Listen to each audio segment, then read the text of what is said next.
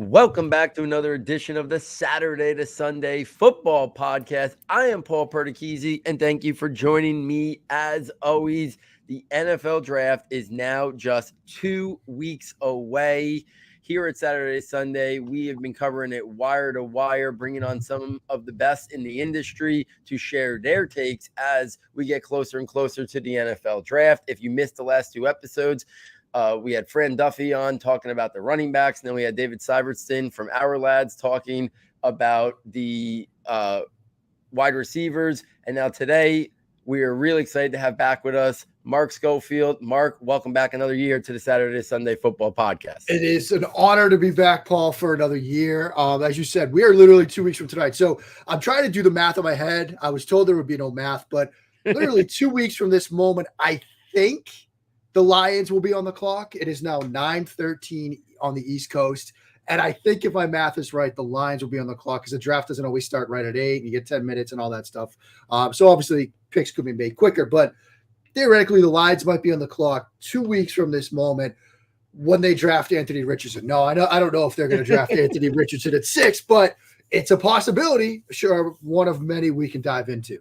So let's kind of use that as like a tipping off point and a little bit of a joke. If in 2 weeks from today, the Lions are on the clock, how many quarterbacks are gone when they're on the pick at 6? How many do you think are going to be gone? And how many, if you had the decision power, would be gone? Okay, so I think 3 will be gone. Okay. It's a possibility 4. Like, there is a legitimate world where we get QB to start the draft. I think that is possible. Whether it's somebody leapfrog with Arizona to get ahead of Indy and takes a quarterback, and then Indy takes QB4, or Indy comes up to 3, and then Arizona, after trading down to 4, trades out again, and somebody comes up to 4. I think it's possible. I think it's more likely, though, that it's 3, and there's an opportunity for Detroit if they want to draft QB4, but they'd probably, I think in that world, pass on QB4, maybe draft somebody later, and then you see if the Raiders do it at 7. But it's possible we do get 4 in the first 4 picks. It is possible. If it were me, it's 3. That was the second part of the question. Just because, and look, this isn't a year where it's like, look, there's one guy. There's one clear QB1. Some years it's been that. This year, if you want to tell me that Bryce Young's your QB1, I get it. If you want to tell me Richardson is your QB1, I can see it. You want to tell me Will Levis is your QB1? I'm not quite going to jump on board with you, but okay, you can make a case. My guy is Stroud, which we can get into. But I think Richardson, Young, Stroud, like those will be the ones that go, I think. Levis probably slides 7, 9, 11 into that range, but he's still going to go in the top 15 in all likelihood. Is there a world he goes in the top 4? Yeah, it wouldn't be a world where I was calling the shots, but maybe the world where the other people that are much smarter than me are calling the shots, that happens. Yeah, it's going to be fascinating, this quarterback. So you mentioned that CJ Stroud is your QB1. So let's use that as the next jumping off point there. What is it about his game that you like most? And I think a really interesting question, and for someone like yourself who studies the quarterback so in depth, the last game of him and what he showed us, did that change the narrative on what you perceived his ceiling to be, what you think his ceiling to be? If that game never existed, do you think he's still your QB1? Like, we've never had that kind of conversation that could one game really mean that much? Because you listen to some people, and maybe it's just hot tickety or whatever, they make it seem like that game dramatically changed things. I think it was important for him.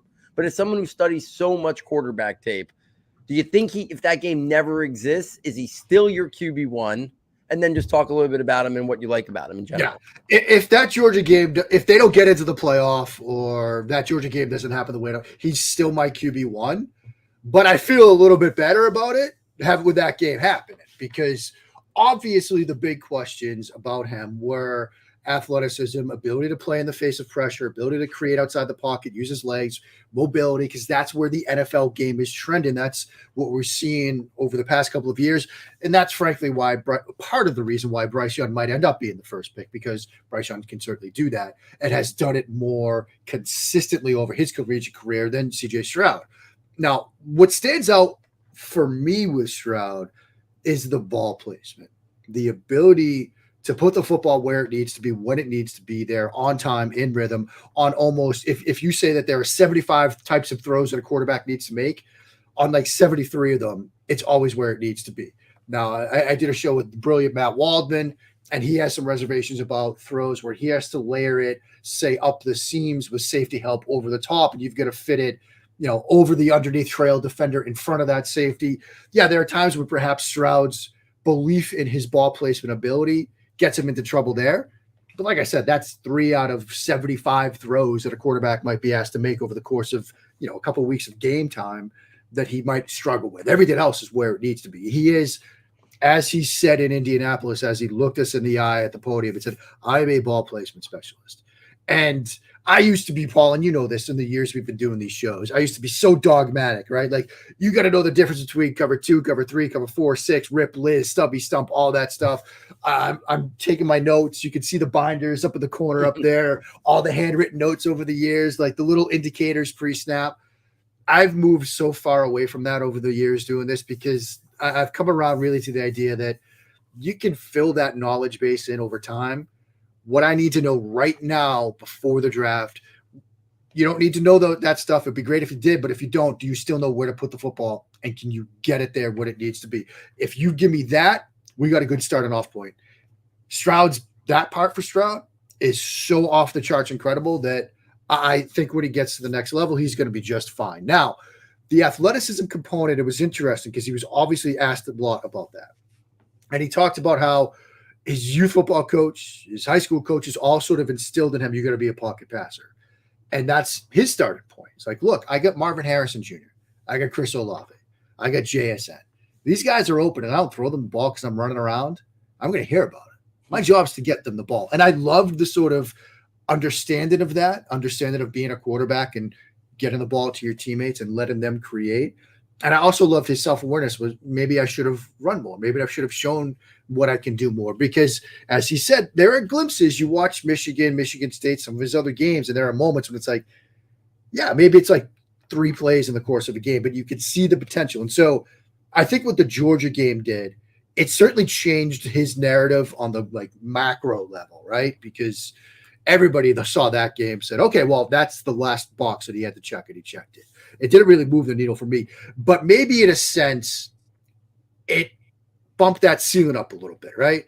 Because pre-Georgia, the most common comp you might have seen for him was Jared Goff, which is like, yes, he's a very good pocket passer, but is there a plus to that? Is there more he can offer? Now you're seeing maybe Jared Goff plus, maybe I've seen some Dak, I've seen some Romos. Like the narrative has certainly changed a little bit. It didn't move the needle much for me, but it moved it on the sort of larger discussion. I think the final interesting point about Stroud is, and this gets to the idea of the draft happening so late in the process, right? If the draft is April 1, he's probably QB1, right? Because it seemed like Georgia, the combine, a lot of that stuff, the throwing session he had in Indy, which I was in the building for that. It was fantastic to see in person. It felt like coming out of Indy and out of the start of pro day season, Stroud was 1-1. And it seemed like then we got Bryce Young's pro day, and now the narrative has sort of flipped back where it's like, seems like Bryce Young is the pick at 1. So you wonder if the Georgia game, while it was a great closing argument for him, we're almost so far removed that we're losing some of the shine from that, from his draft stock perspective. Now, if he ends up going number 1, the Panthers made a big move to come up there, and he's your QB1. Do you think he's the type of guy that a team like the Panthers, are you willing to invest? Because their GM now, their franchise is putting it on whoever they pick at number 1, right? You make that bold of a move, you better be right that guy's a guy who can drive the bus and not just be a guy who's a part of things. Do you think Stroud can be that guy? Is he worth the jump up if that's where they end up going, even though right now the tea leaves maybe say Bryce Young? Do you think he warrants that jump up? I do, but I can see why others might not. And it's so great that you sort of use the drive the bus narrative, right? Because one of the concerns, and this is sort of the flip side to that Georgia game coin. It's great that he did it against Georgia. It's fantastic. Where was it the rest of the time? Like the self-awareness and stuff that I just talked about was great, but if you had this club in the bag, why not use it more? And so then the next question that builds off of that is, are we going to see the Georgia game consistently in the NFL? Or when things get quick, chaotic in the pocket, are we going to see more of what we saw pre-Georgia, which is I'll slide around in the pocket, but I might throw it away, or I might check it down, or I might not do what I did against Georgia. Are we going to see sort of a reversion to the pre-Georgia game Stroud? If that's the guy you're getting, which is a possibility, that's the, trailer in the tractor trailer analogy that Jeremiah and others have used, right? That's the, cook. That's the chef versus baker argument that I've used. That's the chef that goes the baker that goes step by step and step and doesn't sort of create and paint outside the numbers. And so do you come up to one for somebody that's going to be ultimately a jugs machine, a Jared Goff in the pocket? Or do you come up to one with the investments that you made and the draft capital you've given up for somebody that's going to go beyond that? A Young, for example, or even a Richardson. I mean, Anthony Richardson at 1 overall, I think it's a conversation that's happening. I don't know if it ultimately does, but if you're going to take this wild swing, maybe take the big one and go with Richardson. Now, ultimately, what I love so much about what Carolina did, not just by moving up to 1 so they could be sure they get their guy, was what they've put around the quarterback position. We're going to talk about Will Levis in a moment, but when Carolina was sitting at 9 and it looked like Levis might end up there as QB4, I thought it'd still work because you've got Frank Reich, who was in the building to help Carson Wentz become, what he was before the knee injury and all that. You've got Josh McCown, who was a, player coach basically for Sam Darnold, Jim Caldwell, Parks Frazier, all the coaching experience they've put around the quarterback position. I don't think it really matters who they pick because I think that player is going to be successful. People on fantasy shows and others ask me, who do you think is going to be the best quarterback of this group? Who's going to be the 1-1 in Superflex drafts going forward? And I tell them, I don't know right now, but I'll know when the Panthers turn in that card because whoever's name is on it is a player that's in a position to be successful. So, long answer short, I think Stroud's worth coming up for. I could understand why a team would see it differently and come up for one of the other guys. But I think whoever Carolina picks is going to be in a very good position. Yeah, I mean, he's a guy that the Panthers have the infrastructure there to hopefully help aid a young quarterback, maximize his strengths, which we know is so important in the game. And so many teams, it seems like it should be a novel concept, but it really isn't at times. Right. We started in New York for years with Daniel Jones. And then, finally this year, I think he was put in a position to maximize his strengths and we saw the best of him. Let's go to Bryce Young, who, like we said, maybe the tea leaves right now are him going number 1. And, before we talk about him, if he goes number 1 and the Texans pass on CJ Stroud, Lance Zierlein should just go live sometime on draft night and smoke the cigar. You don't even have Joe to say Burrow anything. After the just national go live stream. And smoke the cigar. Joe Burrow style national championship. Burrow style, the champagne, and just kind of sit there, look at the camera like I told you. I mean, that's a gutsy call. And look, let's face it, Lance Zierlein, the first page of his contact list in his cell phone has more names on it than mine ever will. So, if he's going there, and I've written this a couple of times over to SB Nation the past couple of days, there's something to it. Now, it wouldn't be me. I mean, if I pass it on CJ Stroud at 2 to take, Will Anderson or Jalen Carter. Or Tyree Wilson was the name he put out Tyree there. Wilson was the name that he put out there. And then see what you could do, 8, 9, 10 with that pick of 12, maybe come up to get a quarterback. Couldn't be me, but it does get us to where I began, right? Which was all 4 of these guys, there's a case to be made in their favor for having NFL success. And so maybe in their view of things on Houston's board, their vertical board and everything, the gap between Stroud and Levis is not as big as one might think, or maybe even Will Levis is ahead of Stroud on their board. And they think, well, we'll see what it looks like when we get to 7, 8, 9. And maybe one of those guys is there. We'll still like them. We could do it a little bit differently and roll the dice. It'd be a gutty call. And I'm glad I'm not in the shoes making that one because I get nervous. I get nervous before pitching a batting practice in 12U baseball. Making that kind of call, I wouldn't sleep for a month. Yeah, and if he's connected to one team more than any other team, it's the Texans. So I mean, I think that really, for people who follow Lance's work, and I think his work is tremendous. That that really like perked up the ears. It was like, okay, like he's putting this out there, and there's a little bit whether it ends up being the decision if Bryce Young actually goes 1, who knows? But there's at least being conversations. That information doesn't get to Lance's fingertips to write that out. Lance was first, but others have followed. Matt Miller has talked about it. Adam Schefter now has talked about it on TV, and the two of them discussed it along with Jordan Reed, our good friend Jordan Reed, on Schefter's podcast. Like, now we've got it. Peter King opened the door to it in a recent column as well. He said it's still probably, I forget which percentage he used, maybe 80 or 90% that they go quarterback there. But we're seeing this non-0% chance that Houston wildly shakes this all up, and everybody's idea of QB is a lock, right? I wrote the piece a couple of weeks ago at SB Nation that the draft begins at 3 with a lock hard certainty that it's QB to start. Maybe I'm the wrong one, and that's happened before. It will happen again. It would certainly make for content. I mean, it's that Ravel tweet, right? This is horrible for the Houston Texans, but it makes for great content because it could happen. Absolutely. So let's talk Bryce Young. What is it? Obviously, how concerned are you about the size and frame? Do you think he could overcome that based on if he's asked to play a certain way? And then, what is it that you like most about him? We hear the same stuff, but maybe you go into a little bit more deeper context in terms of what you like so much about him as well.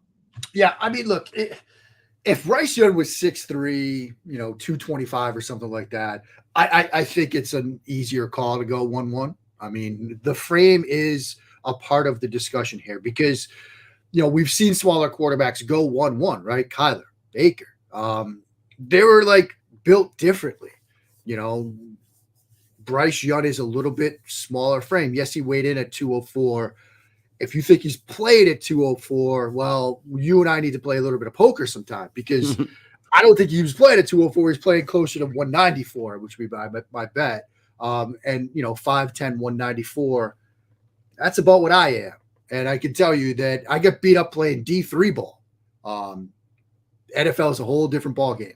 But that being said, what's worked for him to this point, and it's not like he was playing in the NESCAC, he was playing in the SEC at 5'10", 194, is his ability to find throwing lanes, his ability to respond to 2, 3, 4 points of pressure in the pocket, the aggression he throws when he breaks the pocket, right? He's not somebody that's breaking the pocket to check it down.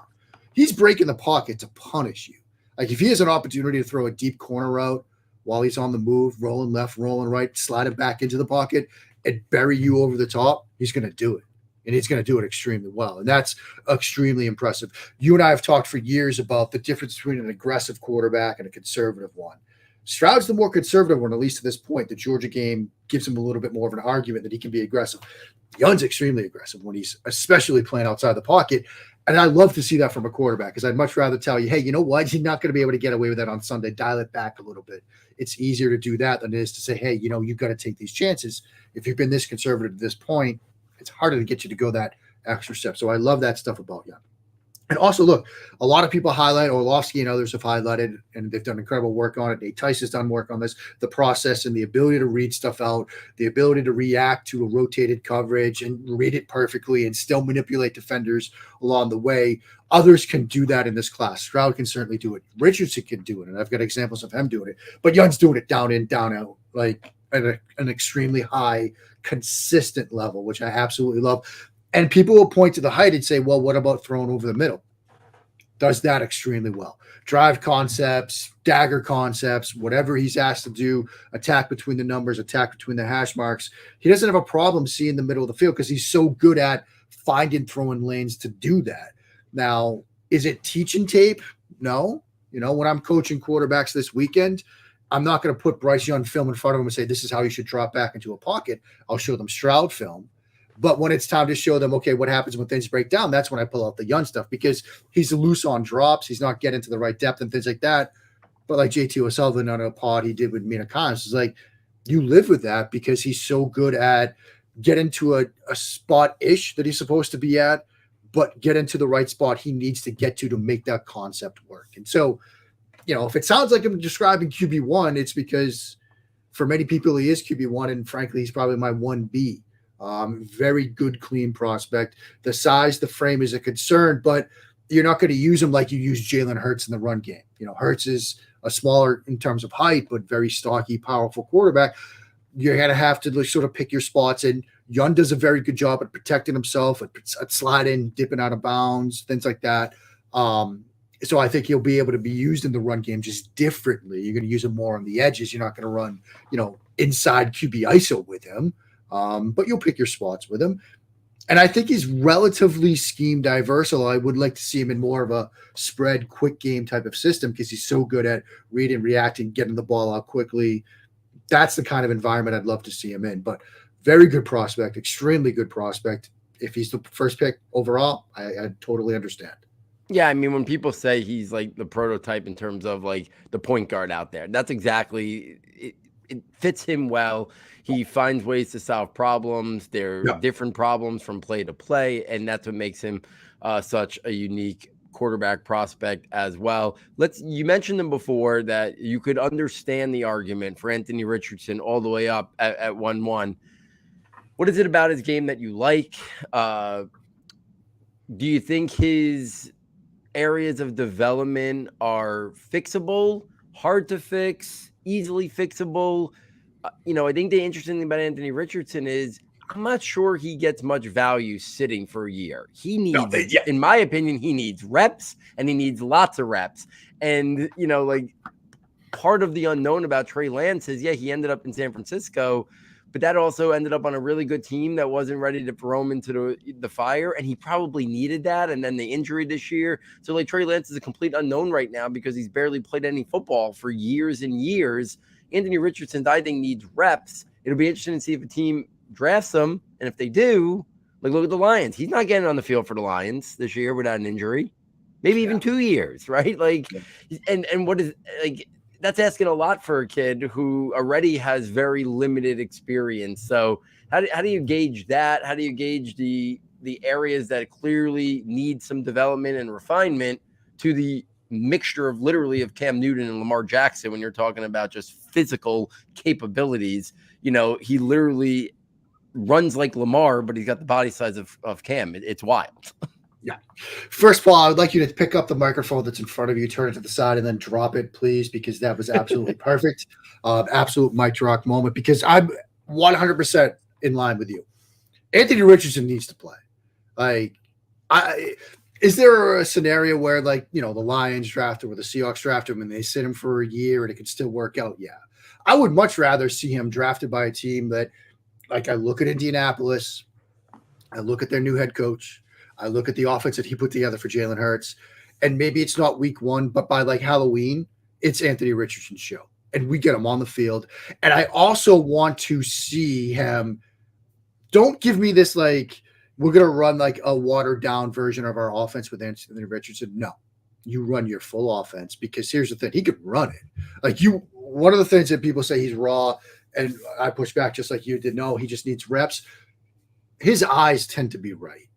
His eyes tend to be where they need to be. You watch him against Florida State. He had seam route touchdown to Pierce off the right seam where he's looking the safety off. He had a play against South Florida where they spun it middle field closed to middle field open. He runs smash concept. Not only does he sort of read it right, he then manipulates that curl flat defender, gets him to come downhill on the flat 7 route, but throwing the corner route over the top of it. And so he's ready to play. Will there be mistakes and bumps? Yes, he's a rookie quarterback that has 15 starts at the college level. He's going to make mistakes, but he needs reps to iron that stuff out. People will point to the completion percentage and say that he has ball placement issues. Are there throws that he's missed? Yeah. Show me a quarterback that hasn't missed throws. I mean, even Stroud, as good as he is, as we talked about, misses some throws. The thing with Richardson is there are some drops and there's some other stuff that explains some of that, dip that lower ball completion percentage than some of the other quarterbacks in this class. But for the most part, the eyes are right. It's the other stuff like the lower body mechanics and things like that he needs to sort of clean up. I think it's fixable. It's, going to take some work. It's not a guarantee that it gets fixed, but it's fixable. And it's not as hard as I think if it were a situation like Sam Darnold, or a better case might be Blake Bortles, where it's upper body mechanics, That's tougher to fix. I think the fact that his eyes tend to be where they need to be, and it's a matter of getting it all in sync, I think makes me believe it'll be easier to fix. Still will need work, but it'll be easier to fix. And, I mentioned being in Lucas Oil, the ball comes out differently. Like even when he was warming up, he was just throwing, simulated digs 35 yards on a line, like just easy velocity. And so my final point about that and Lucas Oil and the combine is this. People say, well, what does a 40.5-inch vertical do for a quarterback? What does that mean? It means velocity. It means he's an explosive athlete. It means torque in the upper body throwing motion.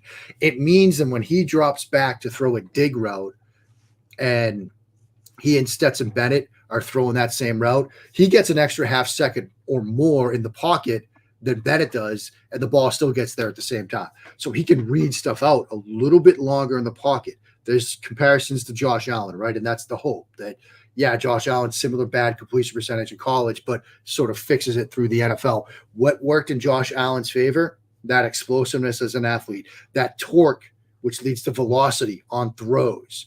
So when he's reading a dig route, an out route, his rookie season against the Green Bay Packers at Lambeau Field, right hash to left sideline, he could wait until the last possible second and still rip it and get it there on time to let him understand that, look, this is what I'm seeing. I've got time. I can read this out, but I can still get it there when it needs to be there because of that torque, because of that velocity. And so I think this is all stuff that's fixable, but I'm with you, Paul. I want him on the field.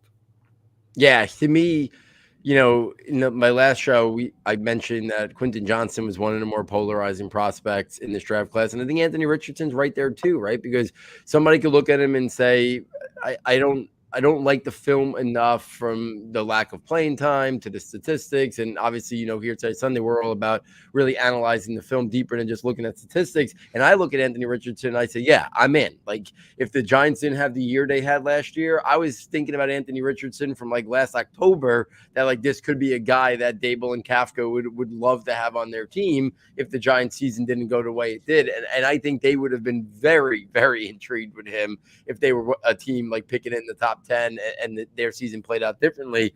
But I think I look at the Colts and I think to myself, he just Steichen came from Philadelphia. He saw what they could do to bring Jalen Hurts along.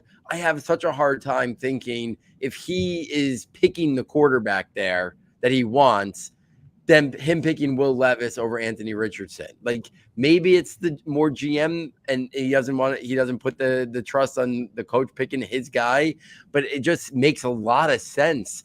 And his running ability in the dome, like there's just so many levels that I think the Colts get on the field, get in those reps, a guy who just created an offense and helped harness the development of Jalen Hurts. It makes a lot of sense. I would like to see that be his landing spot. We'll see if they even get the opportunity, right? If a team leapfrogs, them to Arizona, which I mean, right now Arizona's in a pretty strong position. Like Arizona should be fielding calls. I'd be surprised if Arizona makes that pick. Like whether it's the Colts moving up one pick and getting something from them or another team. I think Arizona's in a pretty, as long as they're okay with a couple of the defensive prospects, they're in a pretty strong position to get a decent haul there, I think, for a team to move up there. And I think Richardson is well worth it for a team to come up there or at 4 just to be the pick there. So it's going to be fun to watch Anthony Richardson. And I hope, unlike Trey Lance, who we talked about, I hope he gets an opportunity to get on the field rather soon to start getting those reps to kind of iron out some of the kinks that I do think experience would help do. Let's go shoot this over to Will Levis. I'm lukewarm on him. I think he's more of a day 2 guy. I get the comps to Carson Wentz. I think it's a little bit unfair to Carson Wentz. I think that's more of who Carson Wentz has morphed into than the prospect he was coming out. I think Carson Wentz was a cleaner prospect than Will Levis. We've had plenty of conversations that I think yourself included and me thought Daniel Jones was a 2nd-round pick coming out. I could see some people looking at Will Levis and comping him to what Daniel Jones was coming out. And, so where are you on Will Levis? Do you think his issues are fixable? And if not, is that what's holding him back of maybe being a guy that, as we're willing to overlook some of Anthony Richardson's areas of development and maybe not so much Will Levis? Is it based on he's had plenty of experience and we haven't seen that improvement, or are they different types of weaknesses that you think might be a little bit harder to fix? Yeah, I mean, there's similar weaknesses, and I'm with you. I'm much more lukewarm on Levis. Like, in a sort of, just grading players in a vacuum, he's like late first, early second. Like, did you like him more than Pickett last year? I liked Pickett more. Okay. And so, I understand the reservations about Pickett, but last year's class was different. I liked Malik Willis in last year's class. Like, I thought both of those players were going in the first round, and only one of them did. We all sort of missed, or at least I missed on some of the players last year, but we all have misses. It happens. With Levis, there are some things that are similar to Richardson that need to be fixed, particularly lower body footwork and mechanics. But there's also like decision-making, situational awareness. There's a lot of stuff that needs to be fixed. There's something working in his favor, though. And it's a phrase that we've talked about before, coach him up-itis, right?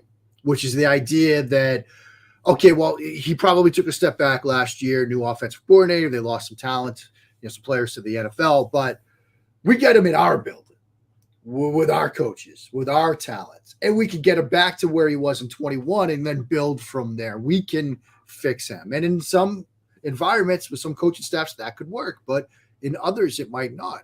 I mentioned talking with Matt Wallum about him. Sometimes the feet, they're like, one's going this way, one's going that way. It's like, we're just talking about setting the hallway, man. Like, we got to get the feet pointed in the right direction, and we're building from a place where they're sometimes not. Like, that's going to be a bit more work. And so, like, there are things to like about him.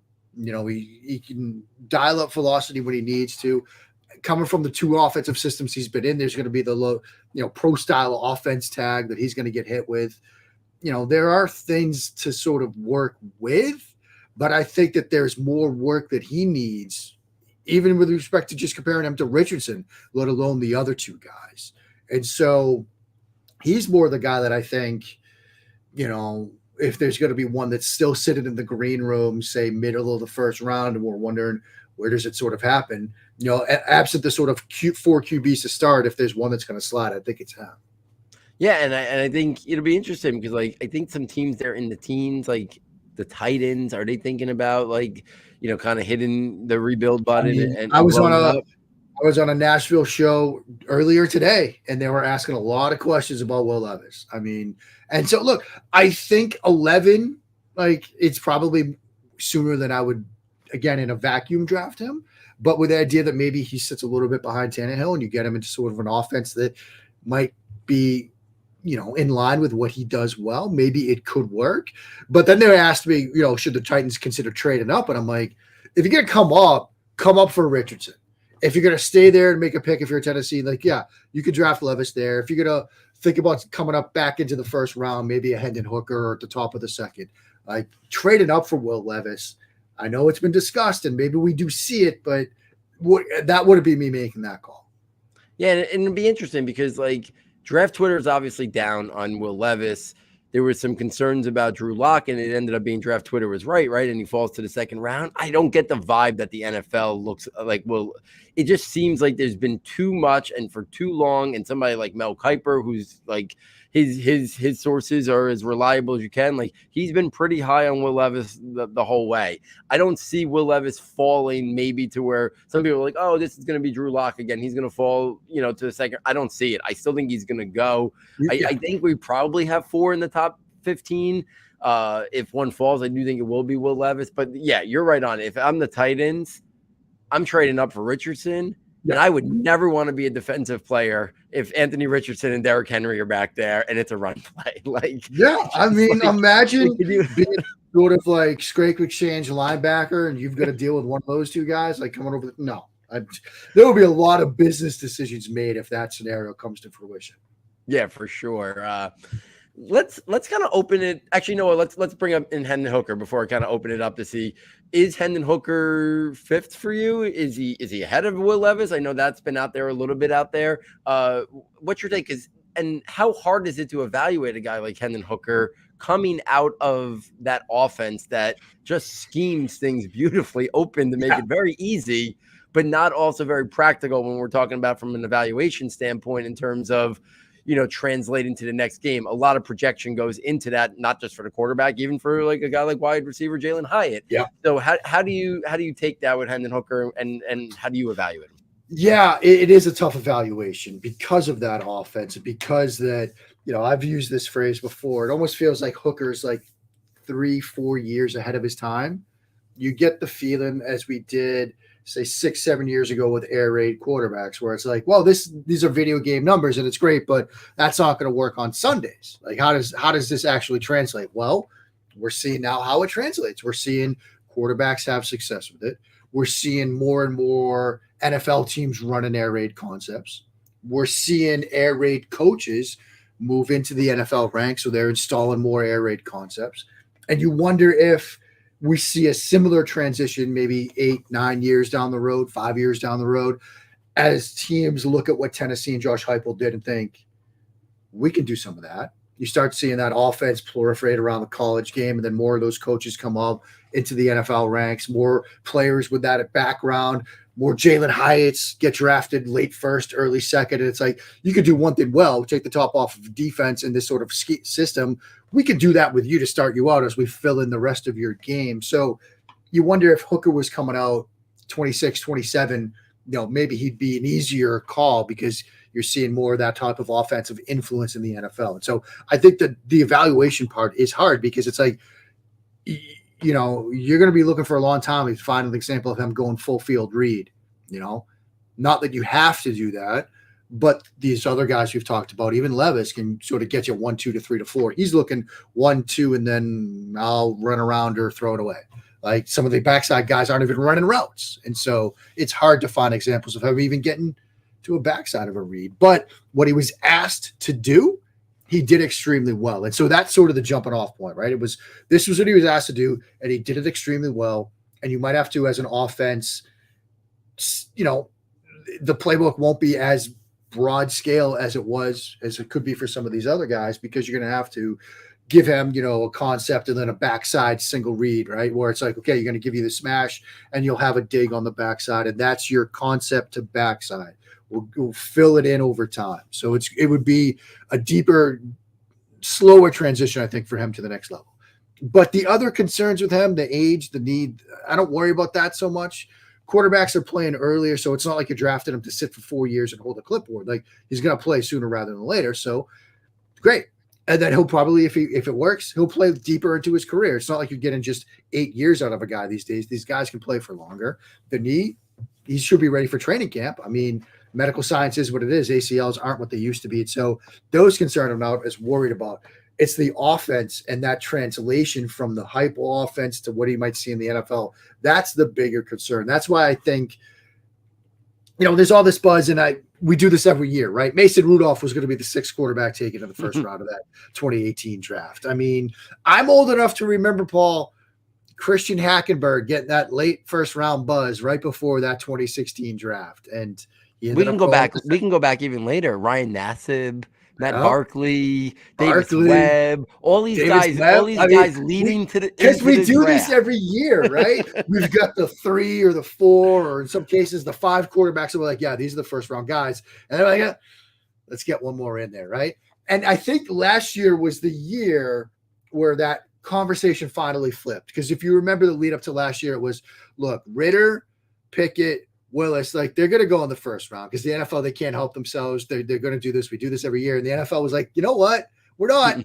Surprise. And then I remember right in my round 2 mock draft saying, all right, well, the NFL is going to do it on the second round, right? We're going to see Ritter. We're going to see Malik Willis. And they're like, no. Wait till later on round 2. And no, we're still not going to do it. Late on day 2. That's when we're going to do it.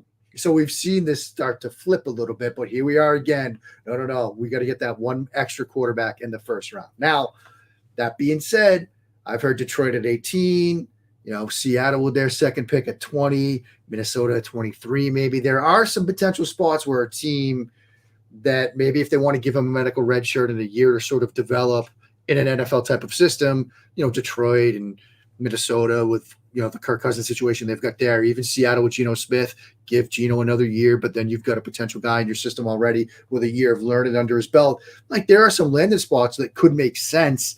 It's just we've been burned by this extra quarterback in the first round so many times that I need to see it before I believe it. So these props that I see with the over under at 4.5, 4.5 QBs in the first round, I'm going to hammer the under. And if I get burned on it, okay.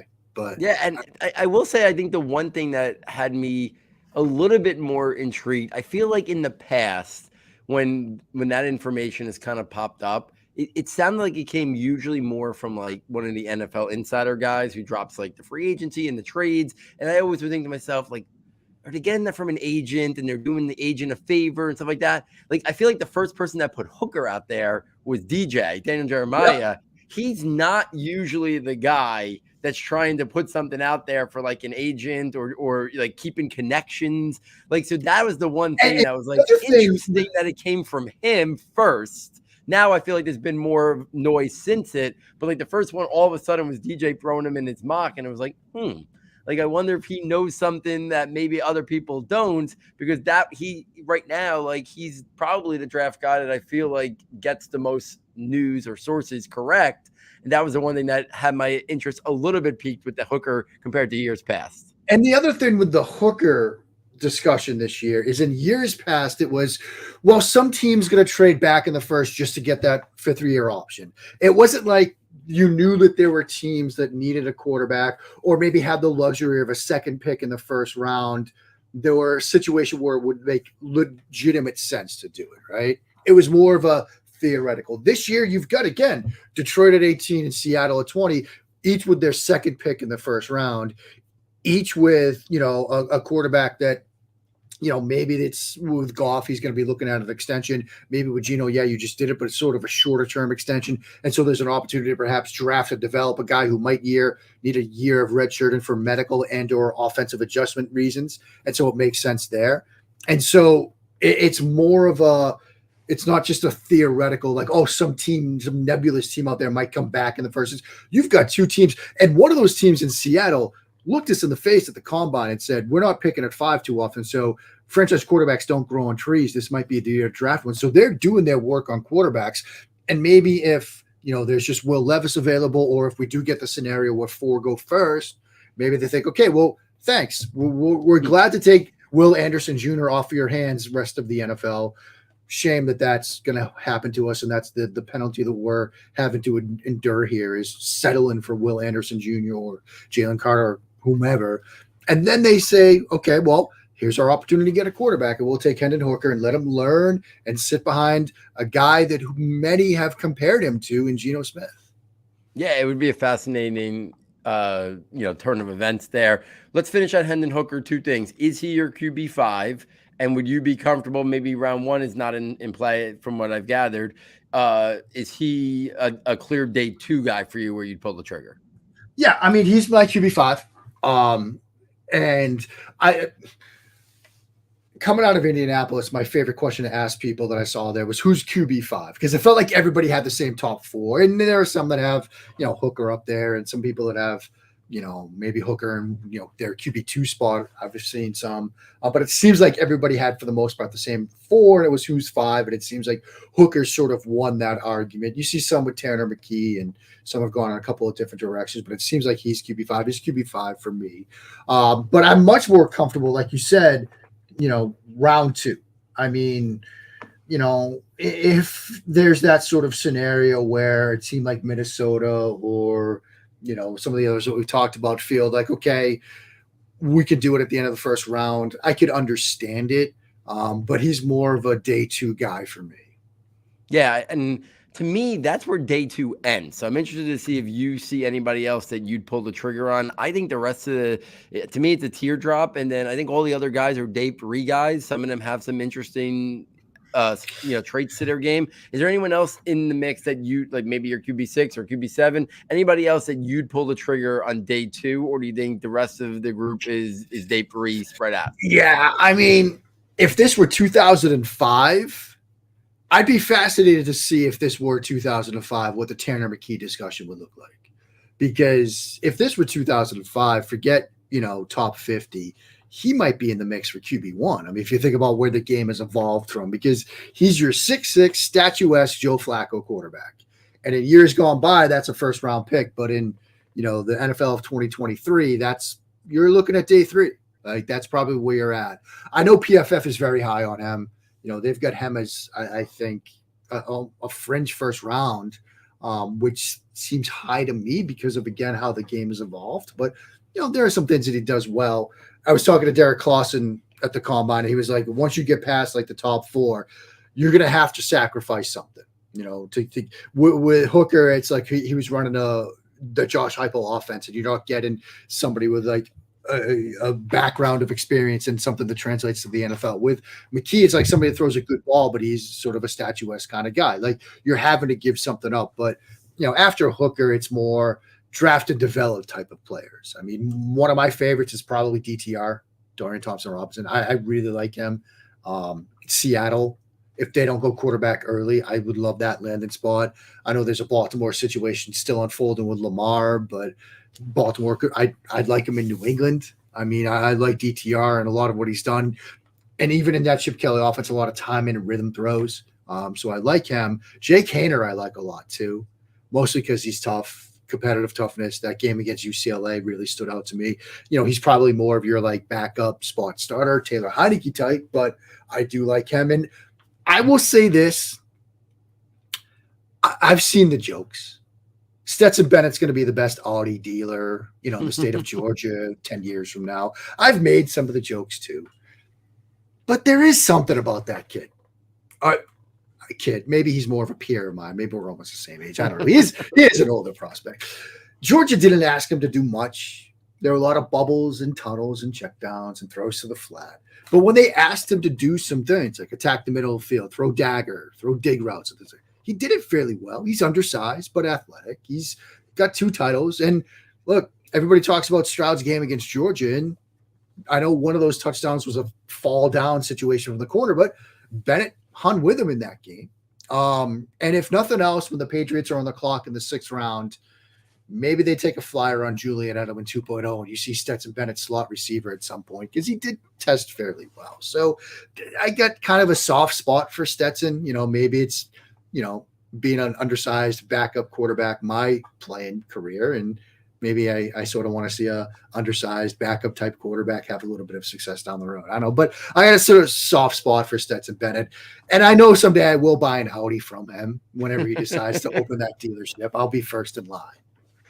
Yeah, listen, I think he's a guy that I actually think earlier on before the season started, I may have undersold his arm talent a little bit. I think his arm talent's a little bit better than people give him credit for. Look, it's not like Richardson. It's not like, DTR has got a good arm. It's not like any of these guys, but like when he needed to dial up the RPMs, he could do it. Like it's not a howitzer, but it's an NFL average to slightly above average arm, which that's okay.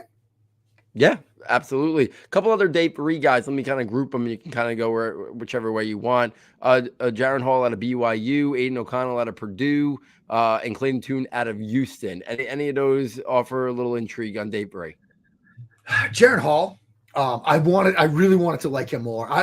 There was a world like, watching him last season over the summer, get into this year, and watching him during the fall where I was like, okay, this is going to be my QB5. Like I went into my like post NFL, post Super Bowl, like pre-combine heavy draft study sessions thinking I want him to be my QB5. And I couldn't get there. I couldn't get there. There are moments when it's like, look, the pocket feel, like he had some plays where it's just pressure off multiple edges, pressure in his face, and he's like completely impervious to it. He's like, I'm going to move around, slide around, create space with my feet and make a throw. And I'm like, man, I absolutely love this. And then you see him backed up in the shadow of his own end zone against Notre Dame, and it's like he's impervious to pressure and he takes a sack for a safety. It's because he's got almost his lack of awareness in the pocket and his lack of a feel for pressure is almost too good because it's working against him because he's not feeling that pressure and he takes a sack. Like that I sort of struggled with. Didn't have the best draft process. His pre-draft process, people weren't impressed with down at the bowl game.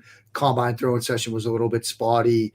I wanted to like him more. I still sort of like him as a draft and develop option on day 3, but I like I said, I wanted to like him more. Tune kind of impressed me. There are moments where I was like, yeah, man, sign me up for this. There are moments when it's a bit more inconsistent. If there was, no DTR in this class, he would probably be that guy I'd look to instead of DTR as the draft and develop, and you might get a NFL starter out of this. There's still that potential, but I'm just higher on DTR. O'Connell was an interesting study. Throws the ball well. I think moves okay. Just doesn't move the needle as much for me as Toon, Hainer, and DTR. Yeah, Dune's an interesting one, and I know here in New York, he came in for a top 30 visit for the Giants, who I do think may dabble in one of these developmental guys. Tyrod Taylor's only locked in for one more year, and then he's a free as their backup quarterback. Even the big Daniel Jones contract really could be a 2 year. So I'd actually be surprised if they don't draft a guy on day 3 as kind of a little bit of a developmental guy for Dable and Kafka to work with. So Tutin's a guy they brought in for a visit. I think Dorian Thompson-Robinson would be a very intriguing fit here, working in that offense. He could come in and do a lot of the running capabilities if he had ever stepped in. There's a Tyrod comp there just waiting to be made. And it makes a lot of sense. Yeah, so it's gonna be interesting. These day 3 guys, I think we'll probably get the usual 10 or 11 guys drafted, but I think it'll be interesting because I do think I'd be stunned if the top 5 don't go in with those named. The order obviously to be determined, but I do think it'll be very interesting to kind of see if the NFL views that next like 5 or 6 guys very differently. Do we see somebody come off the board like early round 4 and then it's not till like late 5 or early 6 and we get a couple others? Like, is there a gap? Is there a team that looks at one of these guys and pulls the trigger on early 4, whether it's Hainer or whether it's DTR? I think it would be DTR, but it might be Hainer. Maybe it's McKee. Like, my guess would be a team maybe pulls the trigger on DTR early in day 3, but it'd be interesting to kind of see that because I think that is like we haven't had a lot of like talk out there from like the major media and major draft insiders in terms of like maybe how it plays out after the top 5. Yeah. So I think there's a lot of uncertainty in terms of how like 6 through 11, 6 through 12, maybe if there's 12 quarterbacks drafted, come off the board. So it's going to be really interesting. Before you go, couple things we always like to kind of pivot back to past years. I think there's a lot to talk about from last year. So let's go back a little further. And I mentioned his name before, Trey Lance. What are you to kind of make of Trey Lance? Like, is it like, because now we don't even know if he's going to be the guy this year, right? Like they're saying if Purdy's healthy, he's going to get a chance. So when we look at a guy like Trey Lance, I forget exactly where you were pre-draft with him. Obviously that draft class was a really strong quarterback group, but like if we liked him in college, are we to believe that we should still like him, like because he just hasn't played much, or is it now 2 more years of basically transpired without him playing that we start to generate more questions? How do you view Trey Lance, and is it changed dramatically from what you thought out of him as a prospect 2 years ago? Yeah, I mean, it's hard because, I did like him coming out, but I think one of the things that I liked about him was his fit basically in a Kyle Shanahan offense. I mean, I remember when Waldman and I first did a video of him, like even before his draft year, like in the pre-COVID days. And we both said, like, get him to Kyle Shanahan. It's the same offense. And in a way that's almost sort of worked against him, because not because of what it's like in San Francisco, but just because he hasn't really been given a chance to really grow beyond that. He's kind of been in this offense and maybe it hasn't really given him a chance to sort of develop. And then you've got injuries and you've got, all the other, set of circumstances that have happened around him where Garoppolo sort of comes back and, they make a run with him. It's been a tough situation for him. And I'm still always of the mind that, you give a quarterback 3 years to figure things out, sort of that Bill Walsh line. Well, we're in year 3 and we still have more questions, like you said, than answers. I think that's a fair way to describe Trey Lance. We still have more questions than answers about who he is, what he will look like when healthy. The limited action he had last year, one game was in the monsoon and then he gets hurt. And a team's got to move on. I mean, this is a team that's built to win right now. And, they were able to win some games with Jimmy Garoppolo and he gets hurt, and they were able to win some games with Brock Purdy. And, it's hard to see a rookie quarterback take you to the NFC Championship game and then see him get hurt and then turn the page from him. I'll be fascinated to see how that unfolds. I think Lance is the better quarterback. At least he was the higher graded prospect for me than Brock Purdy. But Brock Purdy might be just what Kyle Shanahan needs in that system. Yeah, it's fascinating. And I always thought that maybe the drama of Aaron Rodgers would end in San Francisco. And I guess it's never it's a non-0% chance until he's traded somewhere else. But I just always thought that may be like, everything would be cyclical. They passed on him draft night, all those years ago. But I thought that would make some sense. I'm actually been surprised that there was no chatter about that this year, because you're right. They're ready. If they get good quarterback play, they're ready to go win a championship. Now, and the NFC is still pretty open. It's wide open. Besides like the Eagles talent wise, and they lost guys. Yeah, I mean Dallas, maybe Giants, yeah, but like it's not like the AFC. I mean, the AFC is just an absolute war of attrition next year. Yeah, it's gonna be a juggernaut. And then last question. There's no way I was letting you leave. I mentioned it. We tweeted out about this like months ago. The Daniel Jones conversation. I feel like he's getting a lot of hate on Twitter today. I just caught up on Twitter a little bit before we started recording, and a lot of people about the Saquon and Dex and people, Mike Lombardi, Bucky Brooks, saying, well, this is what happens when you overpay your quarterback. And, he's not the best player on the team, but he's being paid like a franchise guy. Listen, the money is what it is. I think the Giants were kind of pigeonholed and probably giving him that contract based on how the year went. But let's talk about what you saw. I know you wrote a great piece. What was it over at Big Blue? I was at SB Nation, but Big Blue View picked it up. Yeah. Got it. Yeah. So, a little bit about Daniel Jones, what you saw out of him in that first year with Dable and Kafka, and maybe what did it change your narrative on what you think his ceiling could be with that scheme, with that offense, and maybe like I know people just keep harping on the 15 touchdowns this year. They act like the running game wasn't even there, but that's a different story for a different day. What do you see as maybe what you saw from him this year? Do you see growth and development, and maybe how high that growth and development could go in this offense if they get some better weapons around them?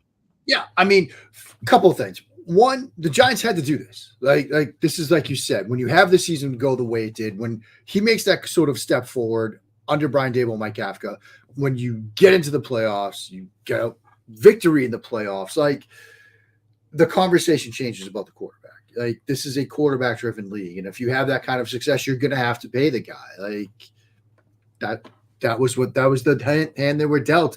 There are benefits to having that success. One of the downfalls is now you got to pay the guy. So like the money, like you said, is what it is. I think this is another argument in favor of coaching staffs crafting an offense tailored to the quarterback skill set and the success that then can breed from that. I mean, the run game, like you said, 123, I think it was, rushing attempts, like cleared the most of his entire career, but using that athleticism. Similar to what the Eagles were doing with Jalen Hurts, like use the quarterback's athleticism, particularly in this too high world we're living in, where not only you run it against the light box, but it's you use the quarterback in the run game. It's now you're +2 in the box, right? Because now you get the quarterback as a run threat, and you can leave a guy on block. Like it gives you such an advantage. You can do so many different things schematically. So I think it's an example of what happens when a smart coaching staff puts their quarterback in the best system possible for that player's skill set and where he is in his career. Now, to Jones specifically, we've used this phrase a lot tonight. What he was asked to do, he did it very well. And I think that's a good thing. Like you can only sort of grade and evaluate a quarterback on what he was asked to do and then how he went out and did it. And Jones did that as good as he could have last year. And I think it gives me hope that next year, year 2 in this system, because let's not forget, Jones has been through a bunch of different offenses. Now he's got Dable and Kafka, and now he's in a system that seems to be much better catered to his skill set. I expect him to take even a bigger step forward. They had some offensive talent around him. You can see even more in the passing game. Obviously, we've now got a Saquon situation that's going to have to play out, and we don't know what that's going to look like. Do we see a Bijan Robinson pick at 25 as a result of that? I don't know. I'm just throwing that out there. But we're seeing that this offense, this passing game, and that this quarterback in particular can actually be effective in the NFL. And I think there's something to build on with what he did last year, with what he did throwing the ball, attacking the middle of the field, throwing off the play action, some of the stuff they did in the passing game, as well as what they asked them to do in the run game. So I'm cautiously optimistic. I like to use that phrase. I'm cautiously optimistic about Daniel Jones year 2 under Brian Daboll. Yeah, and I think the thing that I keep coming back to, that if you want to take the optimistic point of view, is early in the year when preseason, regular season, we talked about driving the bus before, right? They were driving the bus with Saquon as the bus driver. Yeah. And then as the year went on, things slowly started to change. And maybe it was the 2 games against Minnesota, one was on Christmas Eve, and then the playoff game. The Colts game was in there when they locked up the playoff. Now listen, Colts defense kind of had given up at that point. Minnesota had a horrendous defense. Yep. But even if you just take the defense out of it, the way they called the game, the way they put the game on Daniel Jones to be the bus driver, to lead that. Now, was it just based on those opponents? Maybe. But if it wasn't, if it was what they saw him developing and growing to, is where I think the optimistic side of it would be, is they started to change the offense to not be a Saquon-led offense. They made it become a Daniel Jones-led offense. And if you look at the Giants' best offensive games of the season, they all were the games that they were more Daniel Jones-centric than Saquon-centric. And I think that's the part where, if you want to take the optimistic point of view, you go that route. They brought in Darren Waller. I think that was a good, low risk, high reward. And then if they could add a piece in round 1 or round 2, I think we could start to see a little bit more of the pieces. Hopefully Wan'Dale Robinson back healthy, and they get some more pieces around that. So I think it's going to be fun to kind of watch that. And again, as we said, the money thing, in about, my guess is 1 calendar year, he goes from being the 8th highest paid quarterback, probably to 15th highest paid quarterback. Oh, yeah. And then he's probably right where he should be a year from now in the salary pecking order, when Herbert and Burrow and Lamar, whatever, get their deals. He'll be pushed down and he won't be in the top 10, where he shouldn't be right now. Anybody who takes a practical approach, he should probably be, based on his age and still theoretically, hopefully more upside, he should probably be in that 13 to 16 price range in terms of quarterback salaries. And he's going to be there. It's just these quarterback things kind of take some time to level it out, just based on when free agents, just based on when they become available. And the truth of the matter is, if he had shown more with the previous coaching staff, they would have picked up his 5th-year option. And by the time he got his contract, he would have been in that middle range probably. So, I mean, let's think about it. Like Lamar, Burrow, Hurts, Tua, Herbert, you're going to get like 5 deals right there. So that pushes them right there, 8 down to 13 or 14 in the blink of a, maybe even some of those probably will even get done before the NFL season kicks off this year. So also, that's I why wanted to ask you this. Overreact. Yeah. If they draft a receiver at 25, because I got one more mock left in me, and I always get to New York at 25, and I'm like, I feel like a receiver is needed, but it seems like you guys got a bunch of slot receivers, and we got a bunch of slot receivers in the draft, and I don't know what to do with that. What do you want them to do? I don't think they're going to – I don't think – unless he just won them over at the pre-draft visit, I don't think Quentin Johnson fits what Dable and Kafka look for in their wide receivers. I just don't. I know he fits what people want to envision a wide receiver depth chart looking like, and he fits that guy that they don't have. He's the X-type guy that they kind of need. Yeah, I think the guy that they really want.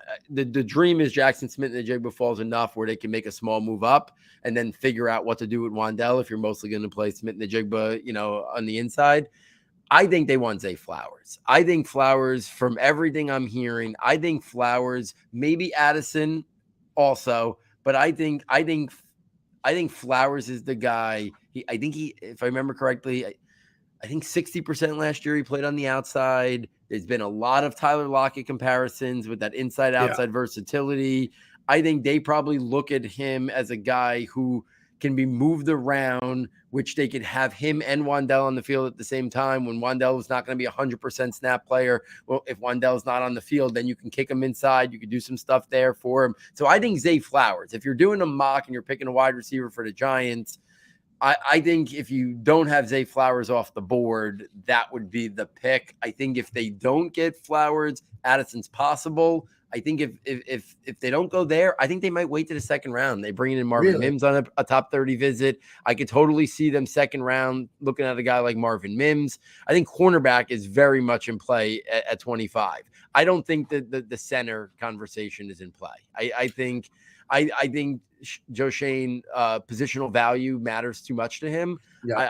I don't think. And I don't think any of these centers are really warrant. Usually, if you go in round one, like you're a special prospect. I mean, Creed Humphrey. Linderbaum was one of the best prospects. Yeah, and he was way better. He was way more highly regarded than these guys. And look where he fell. Creed Humphrey was the clear number one center in that class. Look where he fell. Yeah. Like I think there's a strong possibility Tippmann or JMS, right? John Michael Schmidt, or Steven Avelia, if you want to play him at center. I think there's a strong chance one of them is there at 57. And then if not, even if they kick it to the third round, a guy like Ricky Stromberg out of Arkansas or Luke Weipler out of Ohio State. And I even heard that they like some guys on day 4, John Gaines out of UCLA. Yeah, so I think there's some options, and the guy from Michigan, who I'm not going to butcher his name. So they have some fallbacks. So I know the trendy mock thing, if you don't go wide receiver, has been penciling in a center there, but I think that's just trying to fill a need. And I'm not sure their current regime is looking at the draft as just filling the need if it doesn't match up with positional value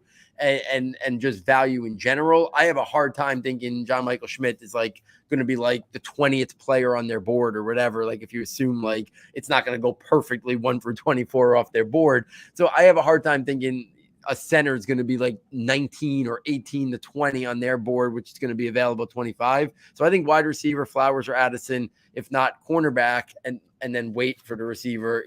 Even maybe round Parita might be a guy that they like. So yeah, they're all slot guys, but I think the Giants are probably going to be okay with a guy who has a body type. There's my most recent mock, and there's Zay Flowers right there to the Giants. So I feel so much better about that, Paul. Thank you. I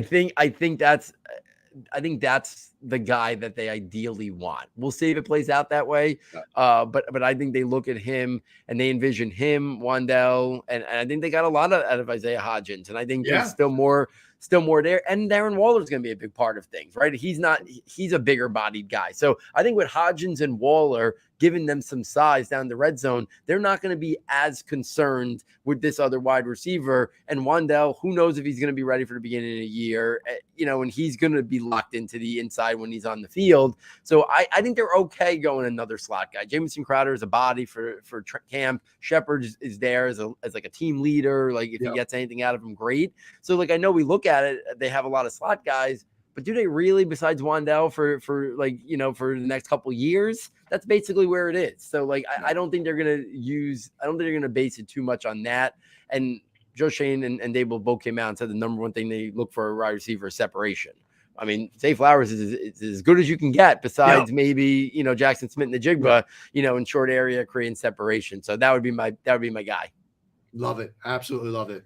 Well, Mark, thank you so much for coming on. It is one of my favorite shows every year to look at these prospects, to go back and look at a couple guys from the past couple years. Please let the audience, I'm sure most of them are following you and following your work. Please let them know where to follow you. If there's anything that you're working on or going to be working on over the next couple of weeks, please share it out. Well, Paul, I've always loved coming on. This is one of my favorite shows every year. It's a blast to chat ball with you, to talk shop, to chop it up before and after the shows too. You can follow me though on Twitter at Mark Schofield. See, I did the point right. I always get it wrong. I got it right this time.